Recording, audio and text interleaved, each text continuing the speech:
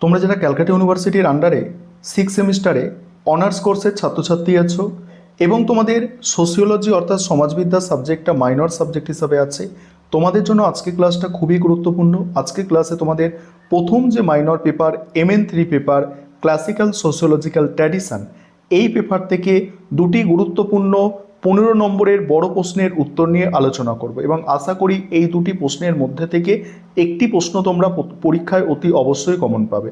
কিভাবে উত্তরগুলো লেখা হয়েছে সেটাও তোমরা দেখো, কারণ অ্যান্সার লেখার কোয়ালিটির উপরে নম্বর কিন্তু ডিপেন্ড করে। দেখো, প্রথম প্রশ্ন, কার্ল মার্কসের শ্রেণী সংগ্রামের ধারণাটি বিস্তারিত আলোচনা। কার্ল মার্কসের সমাজতাত্ত্বিক ও রাজনৈতিক চিন্তাধারার অন্যতম মূল ভিত্তি হল শ্রেণী সংগ্রামের তত্ত্ব বা ক্লাস স্ট্রাগল। কি বলা হচ্ছে, 1848 সালে ফ্রেডরিক এঙ্গেলসের সঙ্গে যৌথভাবে রচিত যুগান্তকারী গ্রন্থ কমিউনিস্ট ম্যানিফেস্টোতে তিনি স্পষ্টভাবে ঘোষণা করেছেন, আজ পর্যন্ত মানব সমাজের যা কিছু ইতিহাস তা হলো কেবল শ্রেণী সংগ্রামের ইতিহাস। মার্কসের ঐতিহাসিক বস্তুবাদ অনুযায়ী সমাজের ঐতিহাসিক বিবর্তনের মূল চালিকা শক্তি হলো এই শ্রেণীদ্বন্দ্ব। মার্কসের শ্রেণী সংগ্রামের ধারণা, এই পোর্শনটা এবার বোঝো, এটাই মূল পোর্শন তোমাদের জন্য। মার্কসের মতে শ্রেণী বলতে এমন একদল মানুষকে বোঝায় যাদের উৎপাদনের উপাদানের ওপরে অধিকার বা সম্পর্ক একই রকম। মার্কস মনে করতেন সমাজের অর্থনৈতিক ভিত্তি বা উৎপাদন ব্যবস্থার উপরে নির্ভর করেই শ্রেণী কাঠামো গড়ে ওঠে।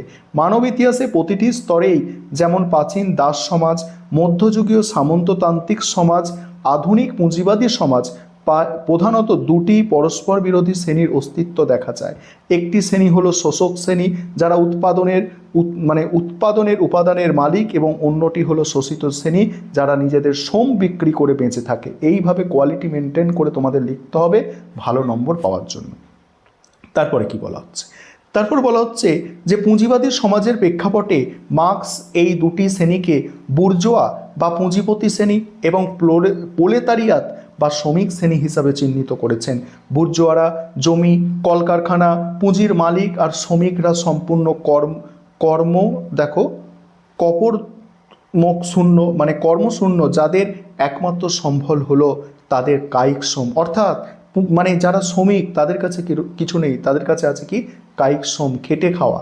পুঁজিপতিদের মূল লক্ষ্য হলো সর্বোচ্চ মুনাফা অর্জন। এই মুনাফা আসে শ্রমিকদের উদ্বৃত্ত শ্রম থেকে, যার ন্যায্য মূল্য পুঁজিপতিরা শ্রমিকদের দেয় না। মার্কস একে উদ্বৃত্তের মূল্য বলেছেন। এই নিরন্তর অর্থনৈতিক শোষণের ফলে দুটি শ্রেণীর মধ্যে স্বার্থের সংঘাত অনিবার্য হয়ে ওঠে। এবার কি মার্কসের বিশ্লেষণ, মার্কসের বিশ্লেষণে শ্রমিকরা প্রথম দিকে নিজেদের এই শোষিত অবস্থা সম্পর্কে সচেতন থাকে না এবং তারা একে অপরের প্রতিযোগী হিসাবে কাজ করে। তখন তারা কেবল নিজেদের মধ্যে শ্রেণী অর্থাৎ ক্লাস ইন ইটসেলফ হিসাবে অবস্থান করে। কিন্তু ক্রমাগত বঞ্চনা, দারিদ্র্য, শোষণের মাত্রা চরম সীমায় পৌঁছালে শ্রমিকদের মধ্যে এক ধরনের ঐক্য ও সমাজ চেতনা বা শ্রেণী চেতনা, তাদের ক্লাস কনসাসনেস আসে, ঠিক আছে। তখন তাদের সাধারণ সত্যকে চিনতে পারে এবং নিজেদের জন্য শ্রেণী অর্থাৎ ক্লাস ফর ইটসেলফে রূপান্তরিত হয়। এই চরম সচেতনতা ও ঐক্যই শ্রমিকদের সংগঠিত করে এবং বুর্জোয়াদের বিরুদ্ধে এক চূড়ান্ত বিপ্লবের দিকে নিয়ে যায়। মার্কসের দৃঢ় বিশ্বাস ছিল এই অনিবার্য বিপ্লবের মাধ্যমে শ্রমিক শ্রেণী পুঁজিবাদী ব্যবস্থার পতন ঘটাবে এবং এমন এক শ্রেণীহীন সমাজ বা সাম্যবাদ প্রতিষ্ঠা করবে যেখানে কোনো শ্রেণী বৈষম্য ও শোষণ থাকবে না এবং উৎপাদনের ওপরে সমাজের সকলের যৌথ মালিকানা প্রতিষ্ঠিত হবে। এবার সমালোচনায় কি বলা হচ্ছে দেখো, মার্কসের এই যুগান্তকারী তত্ত্বটি পরবর্তীকালে বিভিন্ন সমাজতাত্ত্বিকদের দ্বারা সমালোচিত হয়েছে। প্রথমত সমাজতাত্ত্বিক ম্যাক্স ওয়েবার মনে করেন সমাজের মানুষের অবস্থান কেবল অর্থনৈতিক অবস্থার উপর নির্ভর করে না, মর্যাদা এবং রাজনৈতিক ক্ষমতা এখানে সমান গুরুত্বপূর্ণ। মার্কস সমাজের স্তরবিন্যাসকে শুধুমাত্র অর্থনৈতিক মাপকাঠিতে বিচার করে সমাজ ব্যবস্থার একটি অতিরিক্ত সরলাকৃত চিত্র উপস্থাপন করেছেন। দ্বিতীয়ত হচ্ছে রাফেল ডাউরেনডর্ফ প্রমুখ আধুনিক সমাজতাত্ত্বিকরা দেখিয়েছেন আধুনিক পুঁজিবাদী সমাজে মার্ক্সের ভবিষ্যৎবাণী অনুযায়ী সমাজের দুটি মেরুতে বিভক্তিকরণ ঘটেনি। এর পরিবর্তে সমাজে একটি বিশাল বৈচিত্র্যময় শক্তিশালী মধ্যবিত্ত শ্রেণীর উদ্ভব হয়েছে, যা শ্রেণী সংগ্রামকে তীব্র হতে দেয়নি। তৃতীয়ত, মার্ক্স ভবিষ্যৎবাণী করেছিলেন যে শ্রেণী সংগ্রাম ও সমাজতান্ত্রিক বিপ্লব প্রথমে ব্রিটেন ও জার্মানির মতো উন্নত পুঁজিবাদী দেশগুলিতে ঘটবে, কিন্তু ঐতিহাসিক বাস্তবতা হলো রাশিয়া, চীনের মতো অপেক্ষাকৃত অনুন্নত ও কৃষিপ্রধান দেশগুলিতে প্রথম সমাজতান্ত্রিক বিপ্লব সংগঠিত হয়েছে, যা মার্ক্সের তথ্যের সঙ্গে হুবহু মেলে না। উপসংহারে কি লিখবে? পরিশেষে বলা যায়, মার্ক্সের শ্রেণী সংগ্রামের তত্ত্ব কিছু ত্রুটি বা অসম্পূর্ণতা থাকলেও আধুনিক সমাজবিজ্ঞানে এর গুরুত্ব ও প্রাসঙ্গিকতা অপরিসীম। বর্তমান যুগে সমাজে সম্পদের চরম অসম বণ্টন, বহুজাতিক কর্পোরেশনগুলির দ্বারা শ্রমিকদের প্রচ্ছন্ন বঞ্চনা এবং শোষণের স্বরূপ উন্মোচনে মার্ক্সের এই তত্ত্ব আজ একটি অত্যন্ত শক্তিশালী হাতিয়ার। বিশ্বজুড়ে চলা সামাজিক বৈষম্য বিরোধী বিভিন্ন আন্দোলন আজও মার্ক্সের এই শ্রেণী সংগ্রামের ঐতিহাসিক ধারণা থেকেই গভীর অনুপ্রেরণা লাভ করে। তারপরে কি আছে?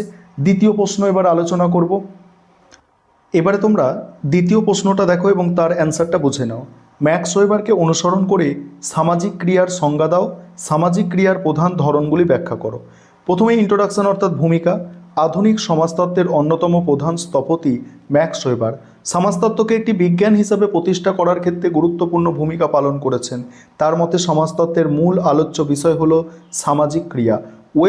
ওয়েবার মনে করতেন সমাজকে বুঝতে হলে ব্যক্তি মানুষের ক্রিয়ার পেছনে অন্তর্নিহিত অর্থ বা উদ্দেশ্যকে বোঝা প্রয়োজন, যাকে তিনি ব্যাখ্যামূলক বোধগম্যতা বলেছেন, যেটাকে ভেনহেস্তেন। ঠিক আছে, এটাও তোমাদের বলতে পারে যে ম্যাক্স ওয়েবারের ভেনহেস্তেনের তত্ত্ব আলোচনা করো। এটা আমি 5 নম্বরের তোমাদের সাজেশানে রেখেছিলাম। এবার দেখো ওয়েবারের সামাজিক ক্রিয়া। ম্যাক্স ওয়েবারের মতে মানুষের সব ধরনের কাজ বা ক্রিয়াই সামাজিক ক্রিয়া নয়। কোনো একটি ক্রিয়া তখনই সামাজিক ক্রিয়া হিসেবে গণ্য হবে যখন সেই ক্রিয়ার সাথে কর্তার কোনো নিজস্ব অর্থ উদ্দেশ্য যুক্ত থাকে এবং সেই ক্রিয়াটি অন্য কোনো ব্যক্তি বা ব্যক্তিবর্গের অতীত, বর্তমান, ভবিষ্যৎ আচরণের দ্বারা প্রভাবিত হয়। অর্থাৎ সামাজিক ক্রিয়া হতে গেলে দুটি প্রধান শর্ত পূরণ হতে হবে। প্রথম হচ্ছে কাজটির একটি বিষয়গত অর্থ থাকতে হবে এবং দ্বিতীয়টি কাজটি অন্যদের আচরণের প্রতি নির্দেশিত হতে হবে। উদাহরণস্বরূপ, যদি রাস্তায় চলতে গিয়ে দুটি সাইকেলের মধ্যে দুর্ঘটনাবশত ধাক্কা লাগে, তবে তার সামাজিক ক্রিয়া নয়, কারণ এখানে কোনো উদ্দেশ্যমূলক পারস্পরিক মিথস্ক্রিয়া নেই, এটি নিছক দুর্ঘটনা। কিন্তু ধাক্কা লাগার পর যদি তারা একে অপরের সাথে কথা কাটাকাটি করে বা ক্ষমা চায়, তবে তা সামাজিক ক্রিয়ায় পরিণত হয়, কারণ এখানে একে অপরের আচরণের প্রতি সচেতনভাবে প্রতিক্রিয়া জানানো হচ্ছে। এবার সামাজিক ক্রিয়ার প্রধান ধরন। এবার সামাজিক ক্রিয়ার ধরনগুলো বুঝে নাও। ওয়েবার মানুষের সামাজিক ক্রিয়াকে তাদের অন্তর্নিহিত অর্থ, যুক্তি ও লক্ষ্যের ওপর ভিত্তি করে প্রধান 4টি ভাগে ভাগ করেছে। প্রথম হচ্ছে যৌক্তিক উদ্দেশ্যমূলক ক্রিয়া। যখন কোনো ব্যক্তি একটি নির্দিষ্ট লক্ষ্য পূরণের জন্য সুপরিকল্পিতভাবে এবং যুক্তিসঙ্গত উপায়ে মাধ্যমে নির্বাচন করে কাজ করে, তখন তাকে যৌক্তিক উদ্দেশ্যমূলক ক্রিয়া বলে। এই ক্রিয়ার মূল লক্ষ্য এবং উপায় উভয়ই যৌক্তিক মূল্যায়ন করা হয়। যেমন একজন ছাত্র পরীক্ষায় ভালো ফলাফল করার সুস্পষ্ট উদ্দেশ্য একটি নির্দিষ্ট রুটিন মেনে কঠোর পরিশ্রম করে পড়াশোনা করা। এখানে লক্ষ্য এবং উপায় দুটির মধ্যে যৌক্তিকতা রয়েছে। তারপরে কি? মূল্যবোধ ভিত্তিক যৌক্তিক ক্রিয়া। মূল্যবোধ ভিত্তিক যৌক্তিক ক্রিয়ায় কি বলা হচ্ছে? এই ধরনের ক্রিয়া কোনো নির্দিষ্ট লক্ষ্যের সাফল্যের উপর নির্ভর করে না, বরং কোনো নৈতিক ধর্মীয়, নান্দনিক বা আদর্শগত মূল্যবোধের প্রতি অবিচল বিশ্বাস থেকে উদ্ভূত হয়। এই ক্রিয়ার চূড়ান্ত ফলাফল কী হবে তা বিচার না করে কাজটি করাকেই নিজের পরম কর্তব্য বলে মনে করা হয়। যেমন ডুবন্ত জাহাজ থেকে সব যাত্রীকে বাঁচিয়ে একজন ক্যাপ্টেন নিজের জীবন বিপন্ন করা, কিংবা দেশের স্বাধীনতার জন্য সংগ্রামীর আত্মত্যাগ। তারপরে আবেগ আশ্রয়ী বা অনুভূতিমূলক ক্রিয়া। মানুষের তীব্র আবেগ অনুভূতি বা মানসিক অবস্থার দ্বারা নিয়ন্ত্রিত ক্রিয়াকে আবেগ আশ্রয়ী ক্রিয়া বলা হয়। এখানে কোনো ঠান্ডা মাথায় যুক্তি বা সুদূরপ্রসারী লক্ষ্যের স্থান থাকে না, বরং তাৎক্ষণিক অনুভূতির বহিঃপ্রকাশ ঘটে। যেমন প্রিয়জনের মৃত্যুতে কান্নায় ভেঙে পড়া, প্রচণ্ড রাগে কাউকে আঘাত করা বা প্রিয় দলের জয়ে আনন্দে উচ্ছ্বাসিত হয়ে ওঠা। তারপর ঐতিহ্যবাহী বা প্রথাগত ক্রিয়া। সমাজ বা সংস্কৃতির দীর্ঘদিনের লালিত প্রথা, রীতিনীতি, অভ্যাস বা ঐতিহ্যের দ্বারা সরাসরি পরিচালিত ক্রিয়াকে ঐতিহ্যবাহী ক্রিয়া বলে। এই ধরনের কাজের পেছনে কোনো বিচার বিশ্লেষণ বা নতুন কোনো উদ্দেশ্য থাকে না। মানুষ শুধু অতীতকাল থেকে চলে আসছে বা অভ্যাসে পরিণত হয়েছে বলেই কাজগুলি করে থাকে। যেমন গুরুজনের পায়ে হাত দিয়ে প্রণাম করা, রবিবার সকালে নির্দিষ্ট ধর্মীয় প্রার্থনা করা, এইগুলো। এবার উপসংহারে কি বলা হচ্ছে দেখো। পরিশেষে বলা যায় ম্যাক্স ওয়েবারের সামাজিক ক্রিয়ার এই চার প্রকার বিভাজন হলো মূলত সমাজতাত্ত্বিক বিশ্লেষণের জন্য তৈরি আদর্শ রূপ। বাস্তব জীবনে কোনো মানুষের কাজই সম্পূর্ণভাবে একটিমাত্র নির্দিষ্ট ক্রিয়ায় আবদ্ধ থাকে না, বরং তা একাধিক ক্রিয়ার জটিল সংমিশ্রণ হতে পারে। তার সত্ত্বেও মানুষের আচরণের পেছনে উদ্দেশ্য বা সমাজের গতি প্রকৃতি বিজ্ঞানসম্মতভাবে বিশ্লেষণ করার ক্ষেত্রে ওয়েবারের এই তত্ত্ব সমাজতত্ত্বের এক যুগান্তকারী দিক উন্মোচন করেছে।